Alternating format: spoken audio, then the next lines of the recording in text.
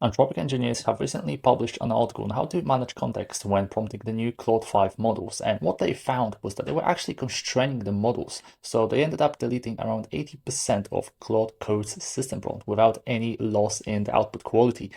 And that's when they realized that the problem was never the model, but it was everything that was built around it. So they packaged the fix as a skill, and it's called /doctor. So today I'm gonna show you what the skill can actually do for you, but most importantly, what are the things that you should not delete from your setup or your Claude.md, even if the doctor skill tells you to, because those can really make or break your setup. So make sure you watch till the end.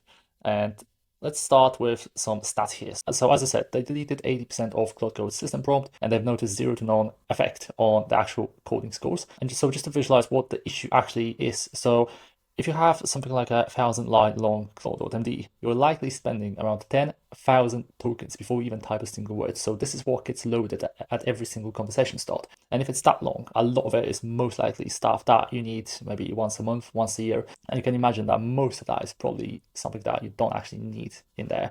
So that's why we have a /doctor skill now that's gonna do 10 checks for you, and I'm gonna show you what they are and what they do in a moment as well. So let's just start with an example that they gave us. So this is an example where we have 3 different pieces of instruction that kind of contradict with each other. So the system prompt might say something like, leave the documentation as appropriate. The skill might say, do not add any comments whatsoever. But your request, your actual prompt can say, just make it work like the old one, right? Where we probably had a report. So at this point, Claude is going to be like, oh, what do I actually do? I've got 3 different instructions that tell me to do different things.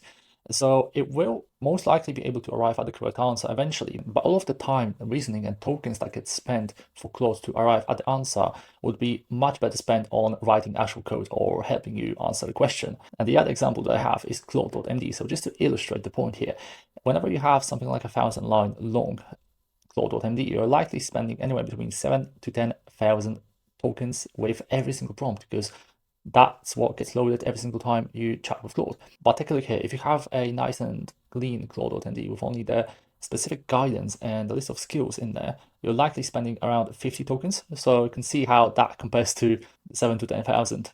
And what's interesting is that there was a report that I found that compared 18 frontier models and found every single one of them got measurably worse as the input grows. So the longer the Claude.md was, the worse the output actually got. It's very fascinating. So how do you actually use the skill? So you simply have to head over to Terminal or the Claude desktop app and type /doctor.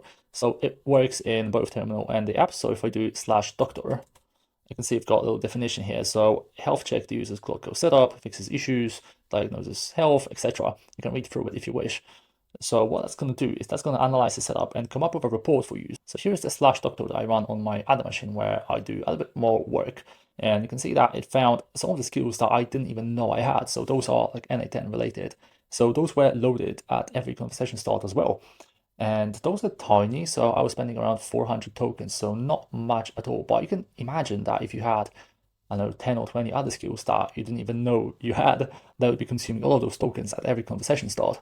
So the whole idea here is what used to work in 2025 or even at the beginning of this year might not be relevant right now. So before, it was good practice to give Claude rules, give it examples, memory in Claude.md. But right now we are shifting more towards allowing Claude to use its own judgment, to saying the instructions once and in one place, using auto memory and references, things like that. And this is the exact stuff that Doctor Skill is going to check for you as well. So there are different phases that the Doctor Skill is going to go through. Some of them are going to be like hygiene stuff, like the checking the setup or checking the Claude Code version.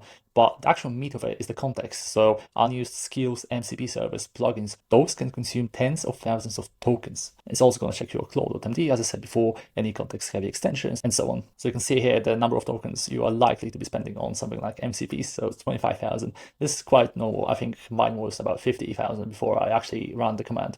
So that's quite crazy. So just to visualize what a nice and lean Claude.md would look like. So if you have a repo, Claude has got access to all of it. So it doesn't necessarily have to have all the details written in your Claude.md. So things like text stack or project structure or commands, code style, none of that is actually needed. But what's crucial to have are any gotchas. So anything that's unusual.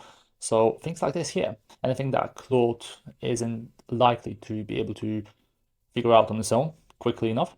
And also the skills. So all of this can be wrapped into skills, and you can have a short list and instruction on when to use each skill. And this is just a much better way of going about this. So as a rule of thumb, everything that you should keep can be related to any traps that have beaten you or Claude code before, and any reasons behind weird decisions. So all of stuff like this should be kept.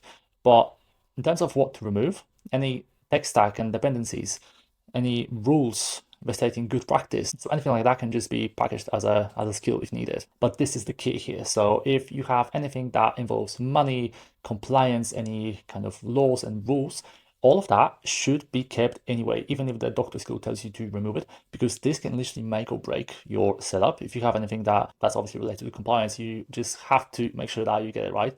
Otherwise, there might be trouble. So for anything like that, it's always better to just keep it anyway. And by the way, most of that I've got from the article I found on X. So it's from Tariq. He's an engineer at Anthropic. So make sure you give the article a read as well if you want to find out more about the topic. So that's it for today's video. Thank you very much for watching. It's a nice and quick one, but I hope you found it useful. If so, let me know, and I'll see you in the next one.